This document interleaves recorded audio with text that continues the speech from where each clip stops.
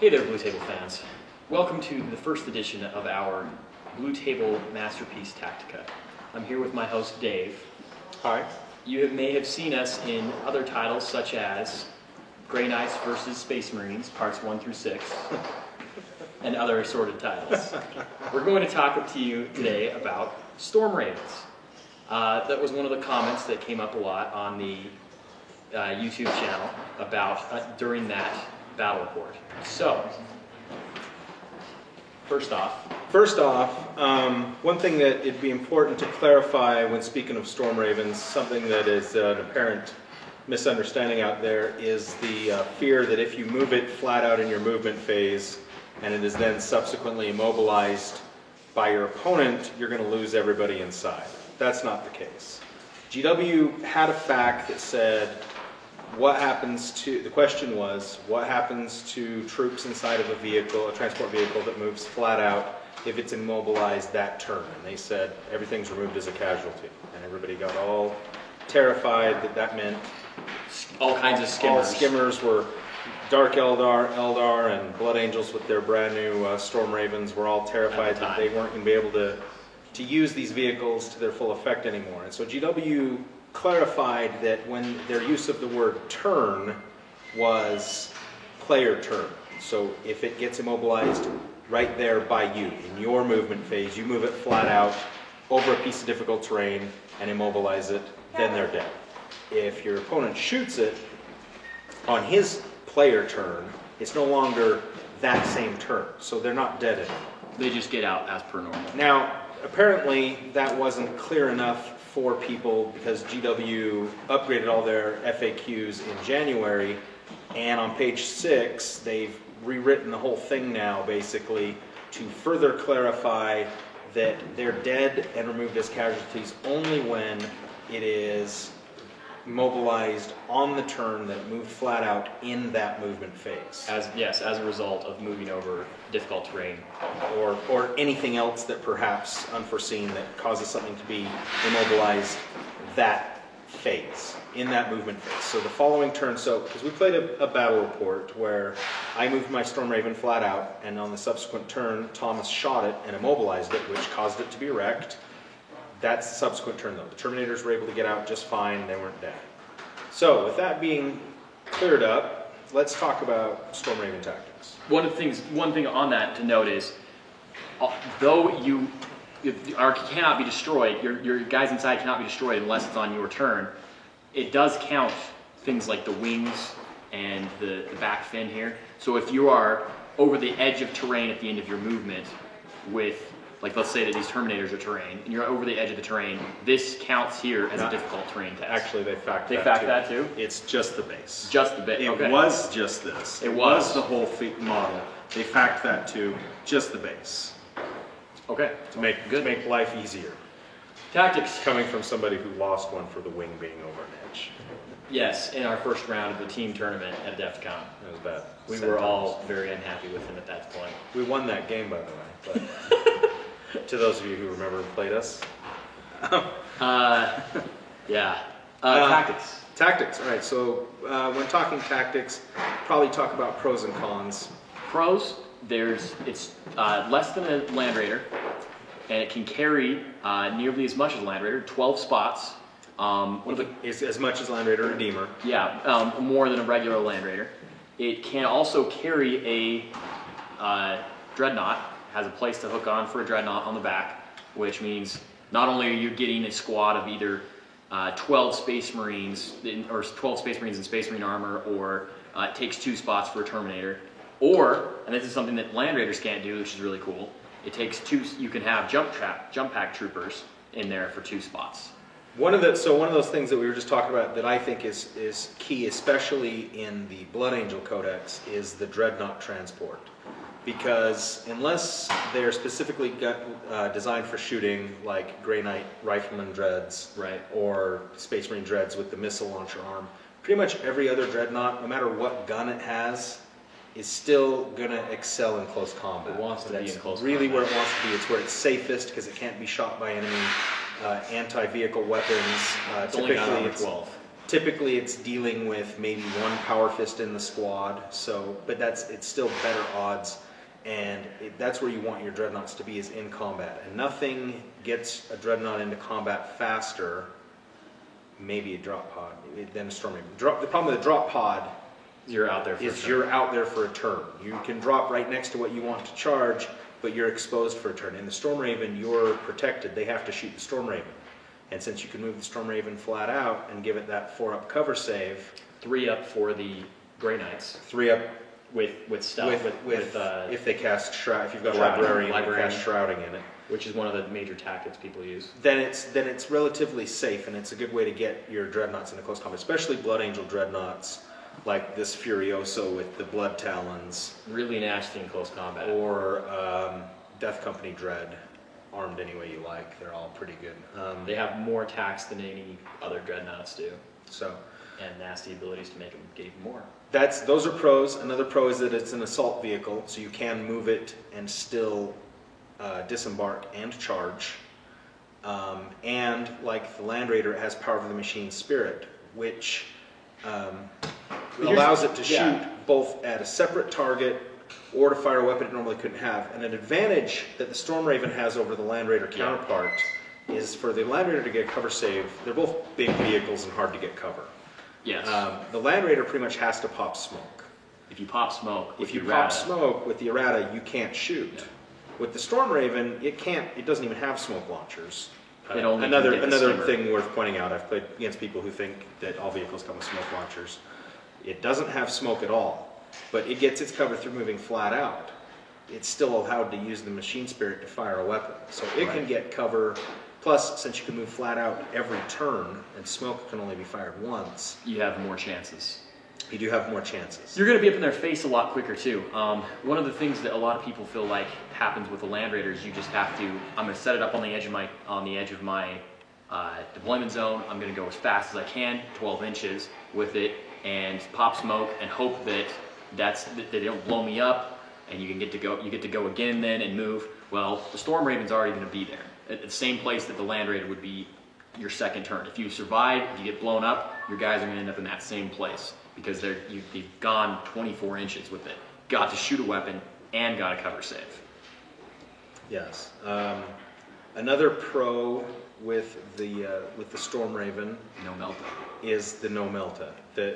A lot of I've played Thomas especially. One of his favorite tactics is to have a bunch of Stern Guard in a drop pod, and their whole mission in life is to mess up your Big transport nicest vehicle. toy you have, usually your Land Raider, and they just drop out of the sky and nuke it with their melta guns, and at that point in time he doesn't care if they live or die. They're kind of a speed bump and an inconvenience, and they slow down the enemy advance, but they've done their job. The big nasty fat unit of close combat hatred is stuck on the wrong side of the table at that point. So the Storm Raven, I mean, it is only armor 12 instead of 14, but you don't get to roll that melta. You don't get the extra penetration, and that since melta is so prevalent on the table, Yes. that's a big thing. Cons, It's huge. huge. The number one con is it's huge. If you sit still and try and use it as a gunship, you never are going to get covered. Yeah. It's not only that. One of the things that they taught that you don't hear about very often, but it's true, is it because the model comes with this base and this size here, it has to go on that. It's not like a model that GW hasn't made where you're allowed to come up with your own abstraction or whatever. Anytime that you have a Storm Raven, it's for a tournament, you're supposed to have it on that base, the Valkyrie base with that height of topper, meaning that pretty much all terrain in the game on any tournament table is not going to cover you up in either. So you're not going to really have anywhere to hide. It just is open. Yeah. So it has to fly fast. So you need to be flying fast. So you would keep that in mind when you're picking your guns for it too. Right. Another Yeah. con is it's expensive. It isn't as much as a Land Raider, but for Blood Angels it's 200 points, and for 205. For Grey Knights it's 205. Those two, there's similarities Differences between there's the two. pros and cons between those two as well. You know, Right. advantages and disadvantages. between those, which we can talk about in a second. But at 200 or 205 points, it is a lot of points, especially in a smaller game like 1500 or 1850, even 2000. It's 10% of your army right there. And whereas it isn't as susceptible to Melta, missile launchers, las cannons, all that kind of long-range stuff still shoots it down. Shoots it down really well, in fact. Like the advantage of a Land Raider is a missile launcher. You can shoot missile launchers all day at a Land Raider, and a Land Raider will probably shut them off. You know, statistically, Right. most of your let's say even if you had a Long Fang squad with 5 missile launchers, well, statistics say you're going to hit between 3 and 4 times, and then you have to roll 6 to glance. Which isn't even, You you need 6 dice to get 1/6. Right. And then it's a glance, And and then who it's cares? -2, and so unless you roll a 6, unless you roll a 3+ to hit and then a 6 and a 6, the Land Raider doesn't care. So, speaking of that con and points cost, 200 points, actually you should consider it costing, for Blood Angels, 15 points more, because a Land Raider or a Storm Raven that's just stationary and not moving isn't doing you any good. It's not Yeah. getting a cover save, it's not getting the guys you need to be in combat into combat, so it's just stuck there. Yeah, So, unless you created a gunship Yeah. version of it, which for Blood Angels is not as. I think the number one purpose of a Storm Raven for Blood Angels is to get their stuff that really excels at killing the enemy into combat, because that's Right where in it their excels face. at doing it. And then after you've done that, I've had lots of fun flying around the battlefield, blowing stuff up after that with my Storm Raven, while With the power machine spirit. passengers just rampage through the enemy lines Right. at that point in time. And that's the thing. But- Once they've gotten it there, the Storm Raven becomes a secondary target. But building it as a straight up gunship is a lot more viable, I think, for the Grey Knight player, and that's actually some of the pros and cons we can talk about. But so for Blood Angel player, you should plan on 215 points, because you should definitely bring the extra armor on it. You have to be able to move every time. Same thing with anytime. It's the same as if you bring a Land Raider. Land Raider might cost you 250 base, but you are always going to bring that extra armor. Always, always, always. Yeah, same reason. We want it. It's an assault vehicle. You need to take advantage of that. So differences between Grey Knights and Blood Angels. Blood Angels, well, we just discussed we wouldn't as much make it a gunship as you're more prone to make it a gunship for the Grey Knights. The missiles, I like the Blood Strike missile a lot better than the Mind Strength 8 Strike missile. AP1. Strength 8 AP1. Yeah.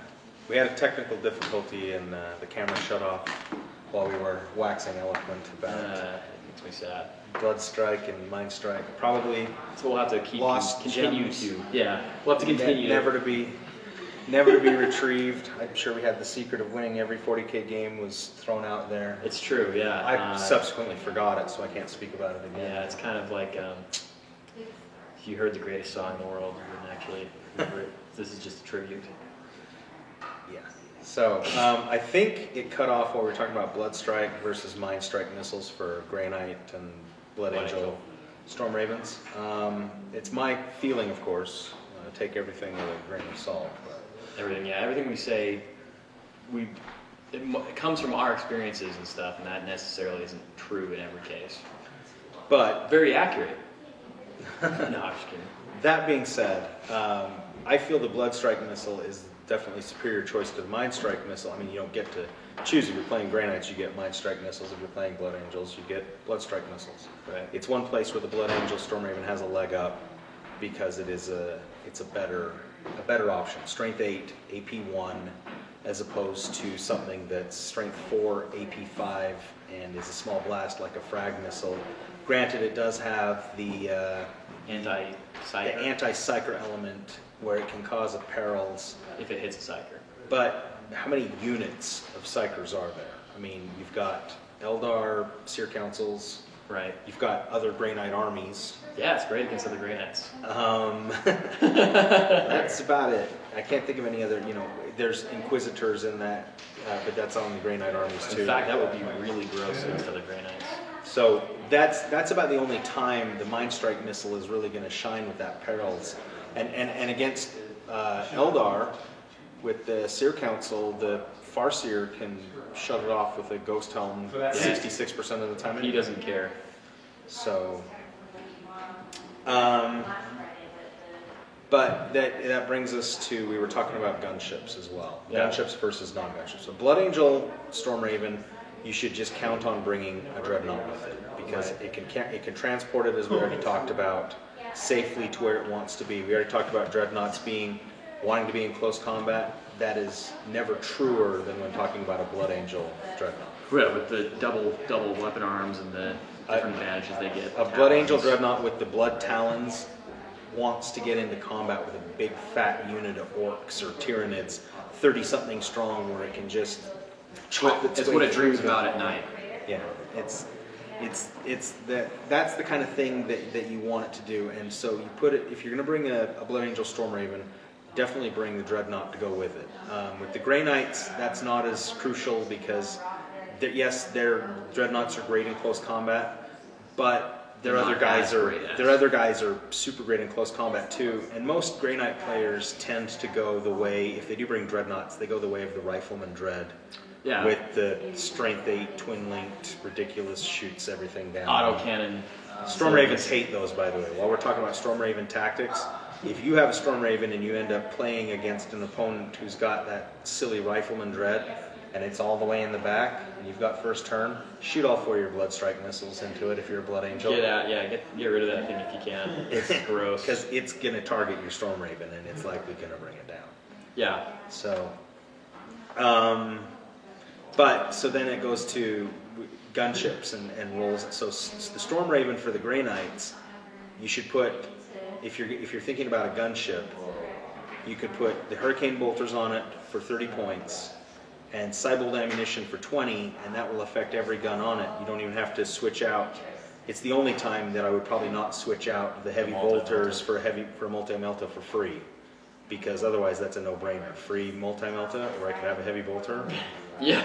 Almost. Yeah, twin linked too. Let me Almost think every about time. that. It's gonna And be I'm the going to better be choice. flying this vehicle up close to the enemy, right where it's going to be within melta And range all power, the time. Yeah, power the machine spirit the first turn. Pretty sure I'm going to bring that multi-melta all the time.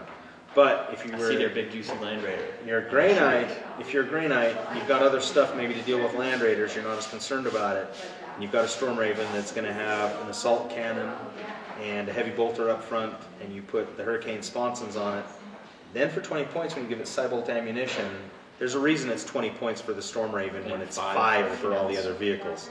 Because that's a lot of shots from the Stormraven. I think that's Yeah. 19 shots if it moves 6 inches or less, and it gets to rapid fire. Yeah, and everything's higher strength. 16, So yeah, 19. even your Hurricane Bolters, which can now glance an Armor 11 vehicle. And your assault cannon's now effectively a Psy cannon at strength 7. Rending. Yeah, and that twin link. So I mean, you're likely to hit with everything, and any 5s or 6s are going to, or any 6s are going to, pin anything that's Armor 13, and very, very likely to pin anything that's Armor 14. That's pretty gross. Yeah.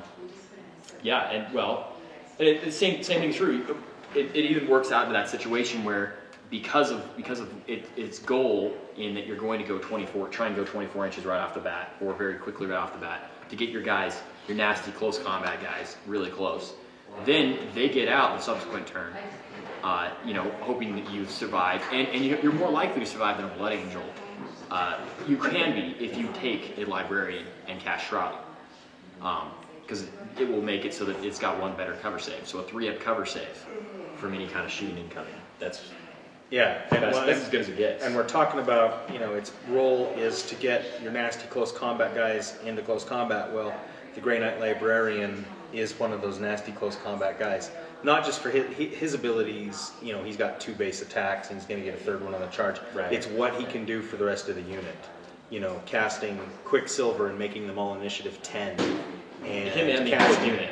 casting Might of Titan so that They have get- extra penetration. They get an extra die for penetration to destroy enemy vehicles, plus it works as Hammerhand, and it stacks with Hammerhand. Right, and then the unit itself can cast Hammerhand. So now you're looking at strength 7 guys with 2d6 penetration. Yeah, and and it's just- then yeah. you don't have to worry about bringing halberds for your Terminators to make them initiative 6, because he can just make them initiative 10, and they can stick with their swords and actually have a 1 better invuln save if they need it. Right. After they're all being made initiative 10, though, generally, initiative 10 and their strength 7, there's not a lot that lives to swing back to need that. It's true. Thunderhammer Naders, maybe. Some demons. But yeah, a lot of stuff is just going to go down in that case. It's pretty gross. But yeah, the point being is that as soon as they get out, then this becomes second priority. People are like, oh, these guys I got to worry about. And this becomes a nice anti-troop. Usually. I mean, occasionally your opponent will, this is so big and flashy, they'll go after this. And you know what? Then they're doing you a favor, because This should become the new priority when this is sitting on the enemy's. doorstep ready to knock their house down. Especially if you bring like a librarian with a bunch of Terminators and stuff. That's going to be a more expensive, more nasty unit. And so, yeah, blow the transport that brought it up. That's great. These guys are where they need to be. And they're the more expensive stuff too. Something else that was said, I think, off when the camera turned off and we didn't know it, was Thomas brought up the jump packs. Oh yeah. The Storm Raven was the first vehicle that could transport jump packs. Necrons have one now too, the Night Scythe, which is important because Wraiths are jump infantry. Right. But the big thing with jump packers, they do count as 2 models, and so you're only talking about 6 guys. Typically, I wouldn't put 6 jump packers into a Storm Raven because it's too little of a squad. Most cases, with one exception. With the one exception, there's 2 exceptions. Would be Death Company. Death Company's both exceptions. I would either bring 10 Death Company with a Lamartes hooked on, because Lamartes comes with a jump pack and you can't take it off. Right. So even though he's got his jump pack, the unit doesn't. The unit doesn't have to have jump packs to still bring Lamartes. He still gets to hang out with them. He just has to move at their speed. He just has to move at their speed. But it's worth doing even though he doesn't get to use his jump pack, because Lamartes is super underrated.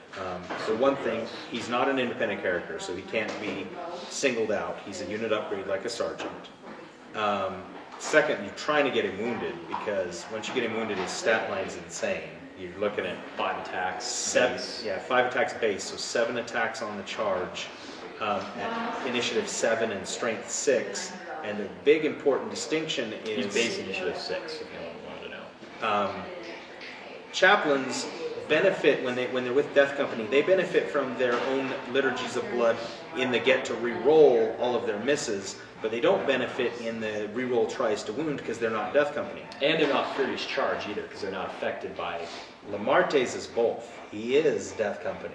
Yes. So he does have Furious Charge, and he does have Feel No Pain, and he does get to benefit, the full benefit from all of his liturgies. So he gets to reroll his to misses, and then he gets to reroll his failures to wound. So against a standard unit, he's going to go to initiative 7, which is generally going to be first. He's going to throw down 7 attacks. He's going to hit on 3s most of the time. He's going to reroll all of those that he messes out. 5? I think 6. He might be 6. He's probably 6 because the standard Death Company is 5.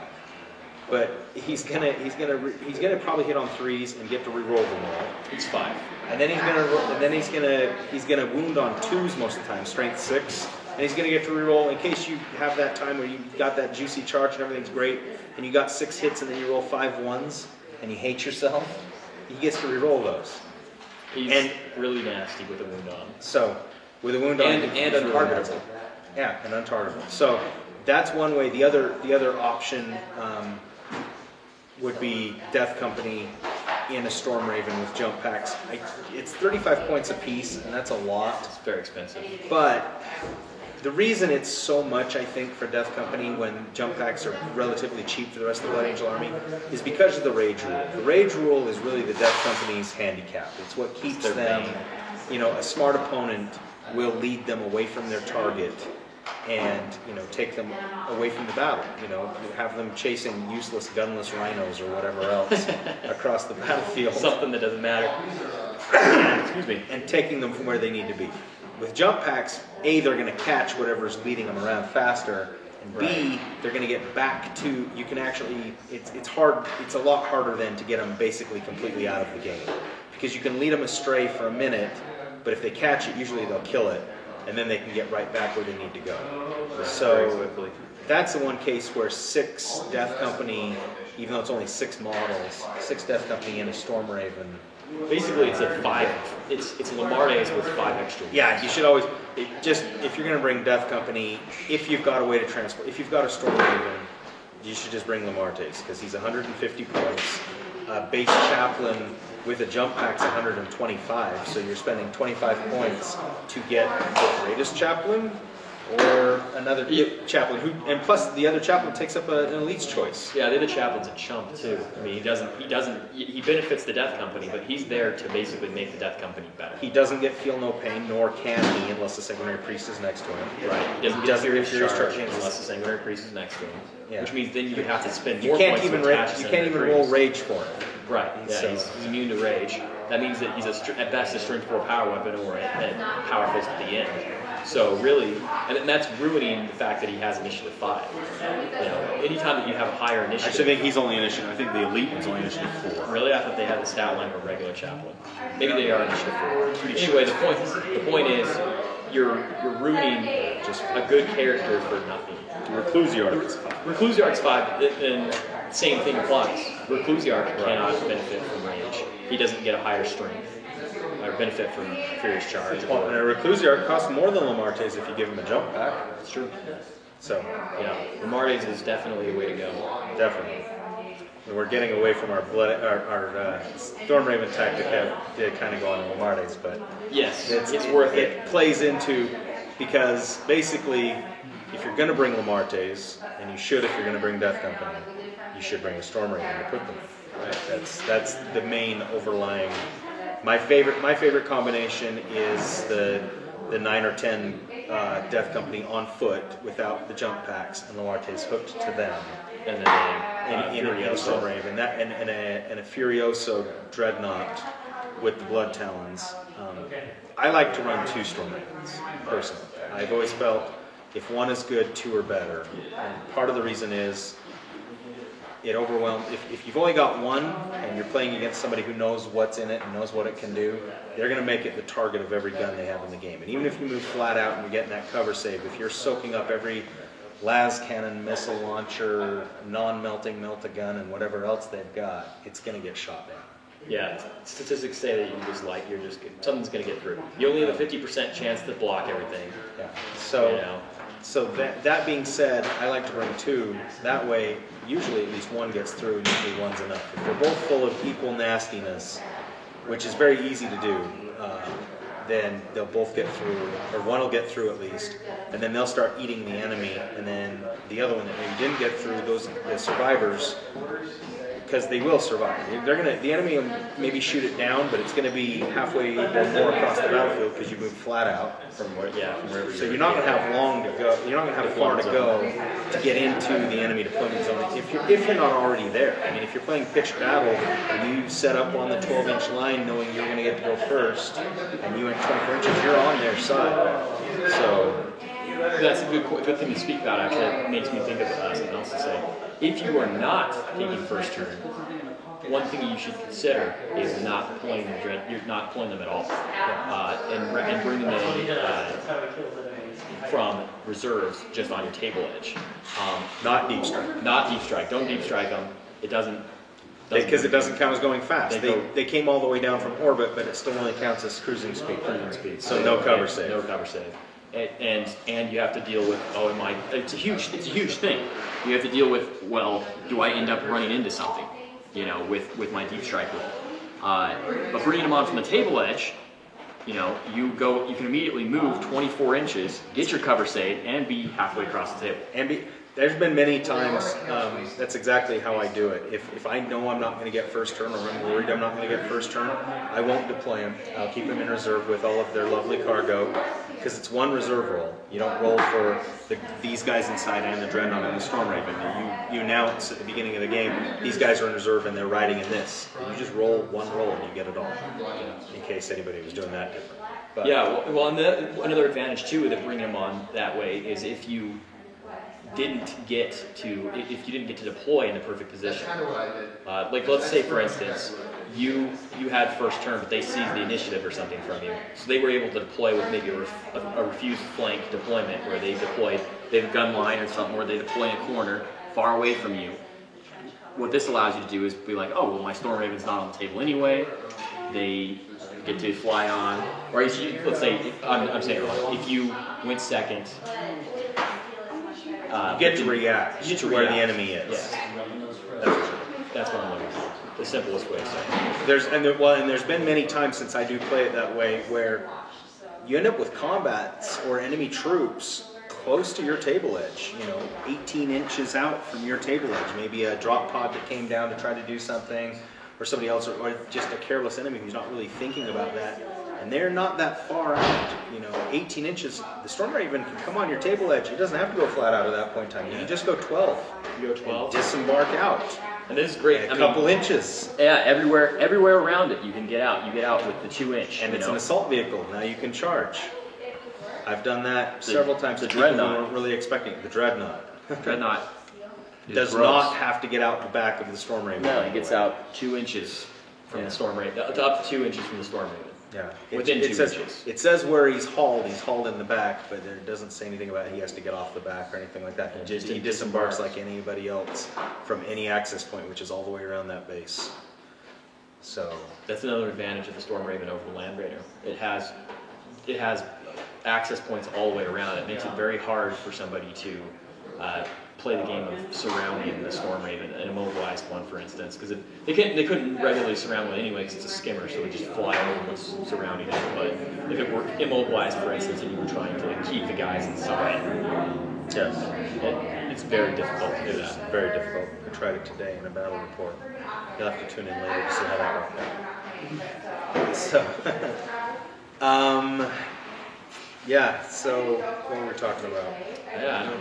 Can we think of anything else that's a pro or con of Storm Raven? We talked about a lot of good tactics with them. What you're likely to carry in them. We didn't talk a whole lot about what Grey Knights are likely to carry in them, other than the Librarian and your Terminators.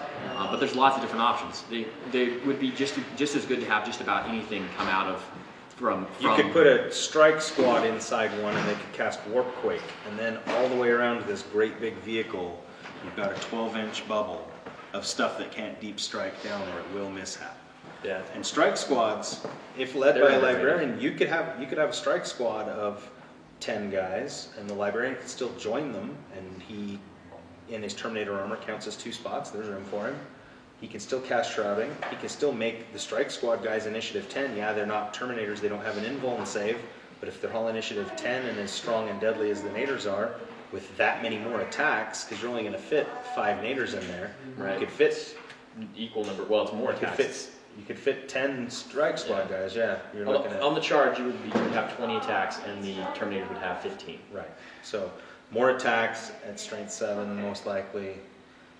Initiative 10, pretty gross. Another advantage that we didn't talk about of the Grey Knight one is that it comes with Fortitude, which means you don't have to take extra armor. It means it's actually cheaper than the Blood Angel one, because the Blood Angel one you should have that extra armor. This guy, unless you're playing against Eldar with Runes of Warding or a ton of people with Psychic Hoods that might shut your Fortitude down, you're pretty much almost guaranteed. You're getting within range of one of their. You're almost creatures on board. guaranteed that you won't need the extra armor because Fortitude's better. It'll just make it as if the stunned or shaken never even happened. And at leadership 10, is likely to make it. Unless you're Thomas and you're trying to do something that would be over 11. Yeah, maybe you guys have seen me try and in Gate of Infinity, like 2 games in a row. Like I couldn't get him to Gate of Infinity. He rolled an 11 every time. That was pretty insane. He lived. Good. He lived through it. All right. Thanks for tuning in, guys. We're going to be trying to do this probably once a week, and we're getting into the feel of it and stuff. Trying to just make it fun, make something that you guys can enjoy and get some good tactics from, but at the same time making fun of ourselves a little bit, not being too serious as we would. Right. Anything else you can think of? That's all I got. All right. Thanks for watching. Thanks for watching, guys.